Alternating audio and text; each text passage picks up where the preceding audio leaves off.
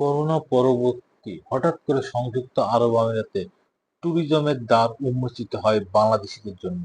এই সময় visit visa খুলে দেওয়ায় বাংলাদেশিরা দেশটিতে ঘুরতে আসেন। ট্যুরিজম ব্যবসার ভরা মৌসুমে অসংখ্য বাংলাদেশি প্রতিষ্ঠান খুলে বসে। কয়েক বছরেই পাল্টে যায় দৃশ্যপট। নানা কারণে বাংলাদেশিদের জন্য ভিসা বন্ধ করে দেয় আরব আমিরাত। এমন অবস্থায় বিপাকে পড়েছেন ট্রাভেল কোম্পানিগুলো। গত কয়েক বছরে সংযুক্ত আরব আমিরাতে ৫ শতাধিক travel and tourism and documents company চালু করে প্রবাসী বাংলাদেশিরা। Visa processing, ticketing, hotel booking, transportation, গাইডের লাইসেন্স প্রসেসিং, অফিস অ্যারেঞ্জমেন্ট সহ আনুষঙ্গিক সেবা দিয়ে আসছিল প্রতিষ্ঠানগুলো।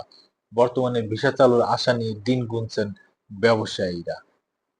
এই অবস্থা থেকে পরিত্রাণের জন্য সরকারের প্রতি কার্যকর পদক্ষেপ নেওয়ার আহ্বান জানান প্রবাসী বাংলাদেশি ব্যবসায়ীরা দুবাই থেকে।